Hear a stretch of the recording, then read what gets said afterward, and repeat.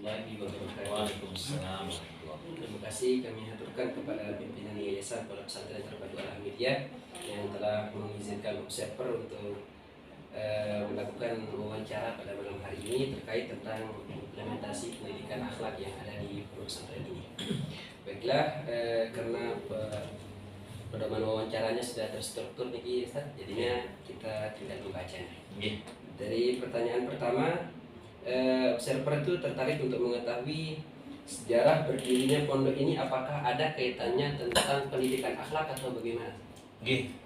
Karena Pondok Al-Hamidiyah ini Pondok Pesantren Terpadu Al-Hamidiyah NW Kediri, nama lengkapnya itu tahun 2006 didirikan oleh ayahanda kami, ya orang tua kami, Tuan Guru Haji Lalu Murad, ya.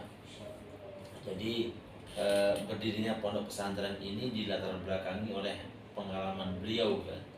Di pengalaman-pengalaman di mana beliau dulu pernah menimba ilmu di perguruan tinggi ilmu Al-Quran di Jakarta.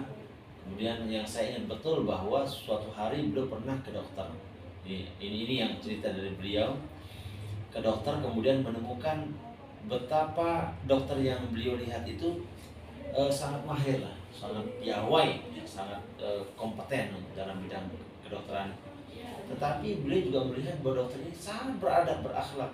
Bahkan begitu waktu sholat tiba, dia izin untuk melakukan sholat, kemudian zikir, kemudian artinya bahwa pengalaman-pengalaman spiritual si dokter ini luar biasa, di luar tentu kompetensi yang dimiliki sebagai seorang dokter. Nah, beliau kemudian pernah bilang ke saya bahwa bisa nggak kita kemudian berikhtiar, berusaha supaya kita bisa mencetak seorang yang memiliki kader, memiliki kompetensi yang cukup di bidang ilmu pengetahuan, ya, sesuai dengan ketertarikannya masing-masing, tetapi fondasi agama, akhlaknya itu bisa kita adakan. Nah, dari situlah kemudian dari tahun 2006 itu berdiri pondok pesantren ini. Itu yang saya terima langsung dari beliau. Nah, kaitannya dengan akhlak, jadi memang sejak awal beliau konsen di situ bahwa anak-anak itu harus memang berawal dari pembinaan karakter atau akhlak yang kokoh. Kenapa demikian? Karena kalau sudah akhlaknya bagus menurut beliau, maka gampang untuk diarahkan kepada hal-hal yang lain. Misalnya saja kalau akhlaknya bagus kepada gurunya, maka gurunya tidak akan capek untuk kemudian mengarahkan anak-anak ini ketika dikatakan bahwa rajinlah belajar, maka dia akan selalu ingat bahwa inilah pesan guru saya yang akan saya jalankan. Kemudian begitu juga orang tua, begitu dia berakhlak kepada orang tua, maka di mana saja dia berada dia akan selalu ingat. Jadi akhlaknya itulah kemudian yang menjadikan salah satu latar belakang daripada pondok ini konsen untuk mengembangkan tadi tahzibul akhlak tadi. Kemudian lantas Niki, dalam definisinya di pondok pesantren ini, pendidikan akhlak itu definisi yang menurut Bung itu seperti apa? Kalau kita merujuk kepada agama, ya, akhlak tentu berasal dari kata al-khuluq, ya, perangai, kan, perilaku. Artinya bahwa pembinaan akhlak itu sebenarnya lebih kepada bagaimana seseorang itu punya mentalitas untuk berlaku, bersikap, bertindak tanduk itu sesuai dengan pada orang-orang yang berjalan. Yang berjalan adalah yang duduk. Nah, jadi sebenarnya pemahaman-pemahaman bagaimana mengembangkan pendidikan akhlak itu sebenarnya adalah bagian dari ajaran agama.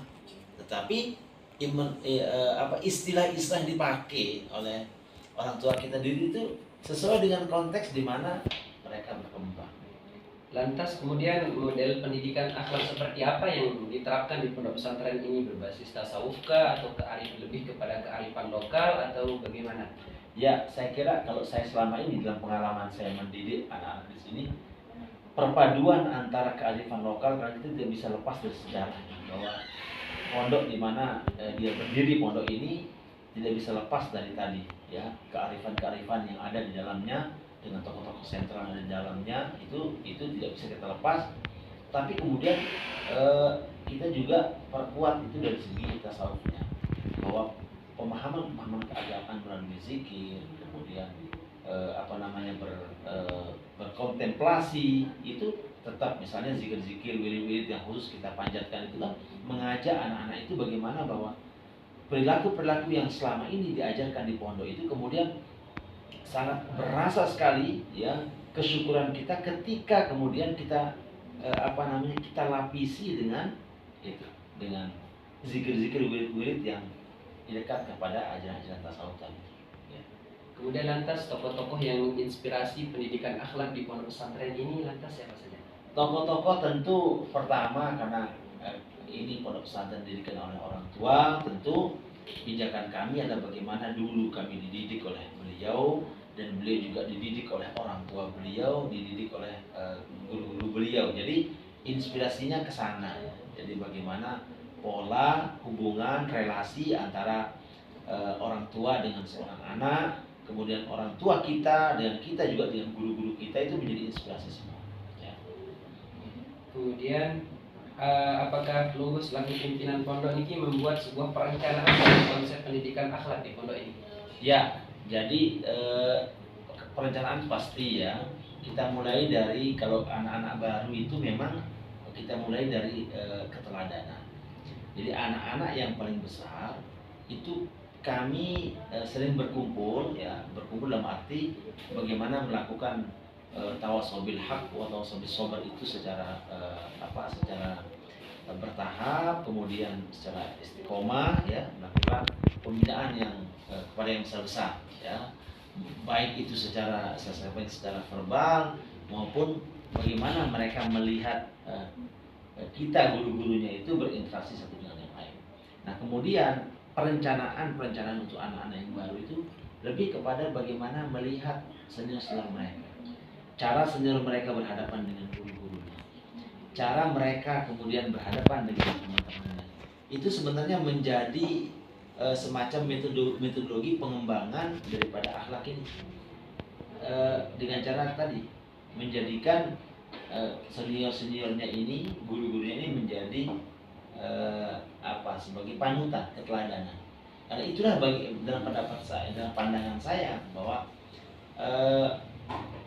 keteladanan itu penting karena dia tidak hanya menyangkut hal-hal yang kita bisa dengar dari bahasa-bahasa verbal, tapi juga bagaimana pola tingkah laku yang mereka perlihatkan itu menjadi sesuatu yang berguna untuk dapat dicontoh yang berubah.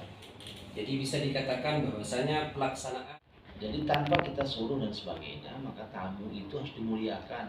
Bisa ketika dia duduk di samping teras rumah atau di teras musola, maka siapapun yang berada dekat dengan tamu itu maka mempersilahkannya, kemudian menyiapkannya tempat duduk berupa sejadah misalnya, dan atau tikar misalnya, atau karpet dan sebagainya dan sejenisnya. Nah, itu mereka refleks harus begitu. Yang kedua, kemudian apabila menaiki masjid atau musola, maka sendal itu harus tertib, rapi, ya, tidak boleh melepaskan sendal sembarangan, dan itu sudah terimplementasi di pesantren. Jadi kesadaran itu muncul dan anak-anak alhamdulillah hatta anak baru pun mengerti bagaimana mereka harus meletakkan sandal ketika berada di musola, ya. Begitu juga ketika mereka akan lewat di depan gurunya misalnya.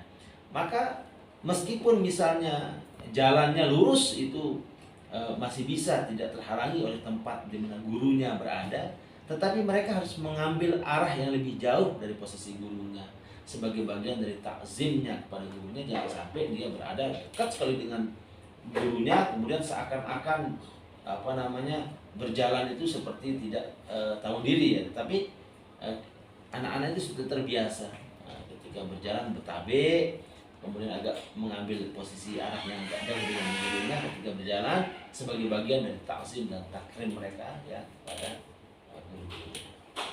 Kemudian selanjutnya evaluasinya nih untuk mengenai konsep yang telah berjalan ini, apakah tetap dilakukan evaluasi atau bagaimana? Ya, evaluasi itu pasti ya. Saya kalau evaluasi yang rutin sih kita lakukan kan setiap bulan ya. Tapi ada yang lebih banyak saya lakukan evaluasi itu adalah evaluasi yang sifatnya mendadak ya.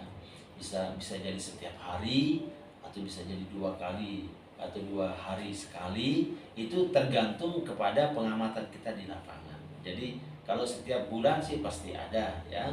Kita memiliki misalnya setiap bulan itu kumpul dengan wali santri sejauh mana kemudian efektivitas model-model yang kita terapkan di pondok ya berjalan dengan baik.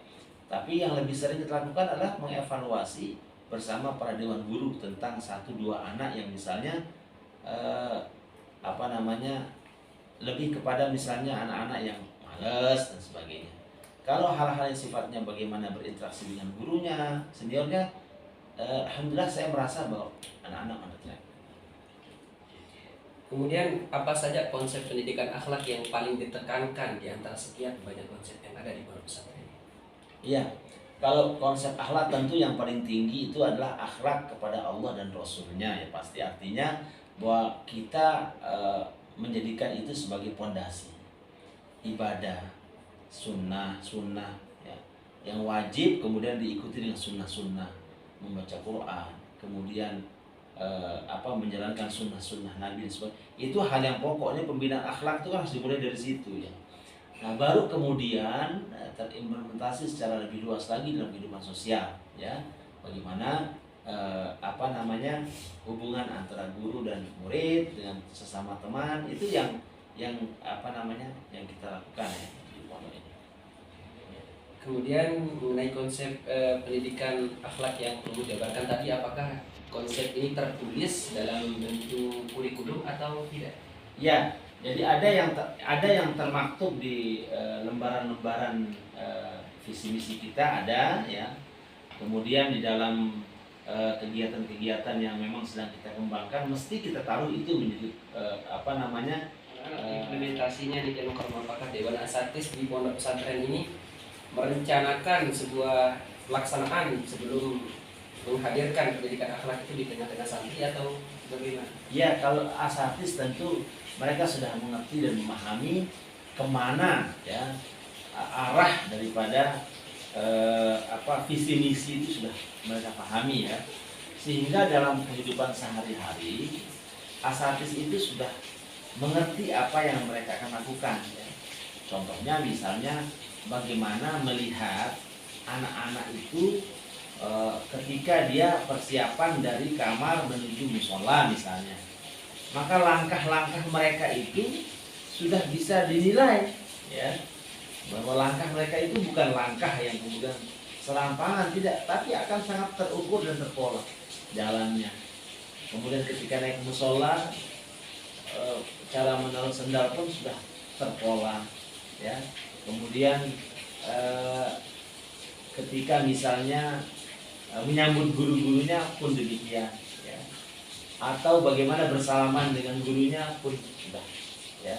Jadi anak-anak sudah terbiasa dengan bagaimana misalnya sebisa mungkin berhadapan dengan gurunya, mereka memohon doa kepada gurunya, kemudian gurunya memegang-megang kepalanya ya. Dan kami anjurkan supaya guru-guru semuanya ketika mereka bersalaman dengan anak-anak ya, ketika mereka disalami oleh anak-anak itu diusap-usap kepalanya sambil didoakan ya, supaya anak-anak itu tetap terjaga perilaku tingkah laku. Jadi bisa dikatakan Dewan Guru ini sudah mempunyai konsep sebelum pelaksanaan dan melaksanakan sesuai konsep dan mengevaluasi itu. Ya, jadi itu jelas ya, kalau perencanaan kemudian pelaksanaan dan evaluasi pasti ya, itu pasti baik itu perencanaan, pelaksanaan, evaluasi secara tertulis maupun tidak. Tetapi saya melihat bahwa evaluasi yang tidak tertulis itu memang lebih banyak dibandingkan yang tertulis ya. Jadi memang ada yang tertulis, tetapi evaluasi yang tidak tertulis lebih banyak saya kira. Karena apa? Karena kalau bicara akhlak perilaku ini itu bukan hitungan hari per hari, tapi hitungannya itu hitungan kedipan mata. Jadi begitu lihat satu anak begini, begitu lihat anak satu begini, jadi hitungannya itu bukan hitungan bulanan lagi ya, tapi hitungan kedipan mata. Jadi anak-anak ini banyak sekali diawasi kan, dan kita merasa bahwa pengamatan seperti ini itu sangat-sangat penting ya bagi proses tahzibul akhlak tadi pada anak-anak.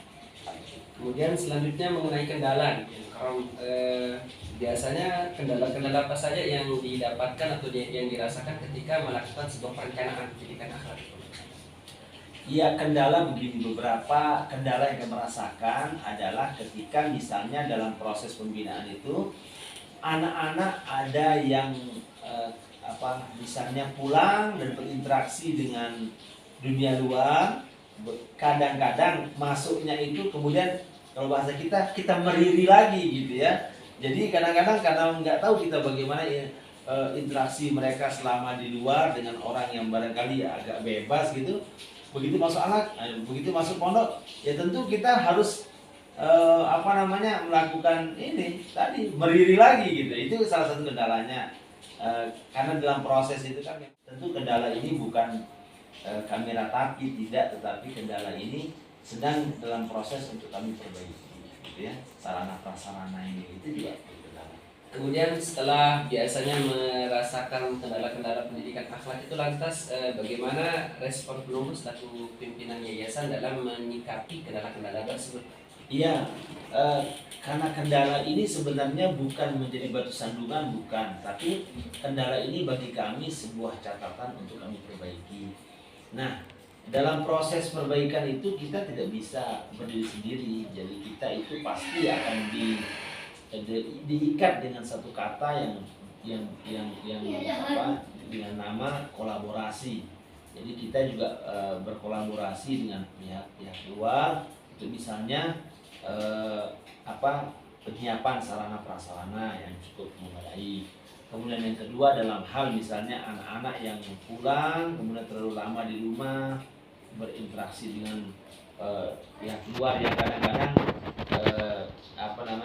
bisa mempengaruhi proses pendidikan akhlak di pondok itu, maka kami lakukan sinergi dengan orang tua supaya orang tua itu mengawasi anak-anaknya ketika berada di rumah. Karena kami punya prinsip kalau anak-anak berada di rumah maka orang tuanya adalah orang tua kandungnya ya, tapi ketika berada di pondok orang tuanya adalah guru-gurunya.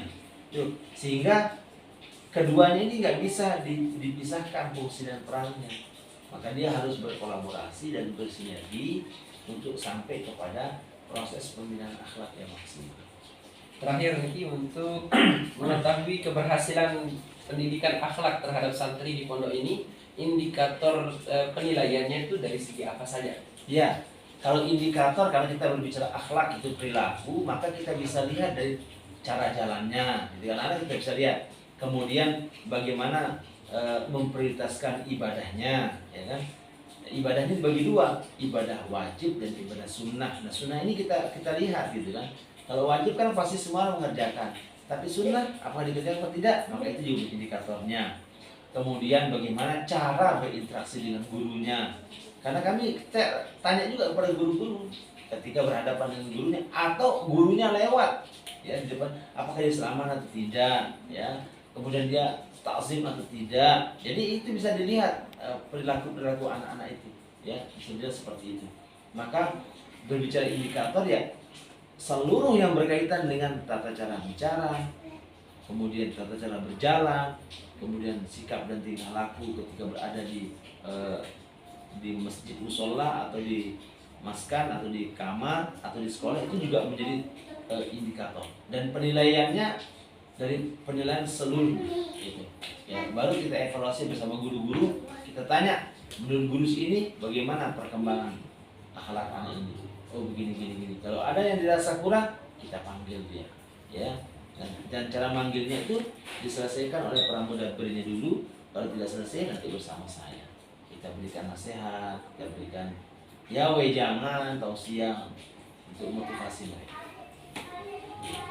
Terima kasih nih Kian Mukarram untuk ilmu dan pengalamannya. Semoga apa yang mau sampaikan pada malam hari ini bisa melengkapi tugas akhir kuliah dan pasca sarjana ilmu Mataram. Terima kasih sekali lagi kami aturkan dan mohon maaf apabila ada kekurangan kata yang berkenan. Assalamualaikum warahmatullahi wabarakatuh. Waalaikumsalam warahmatullahi wabarakatuh.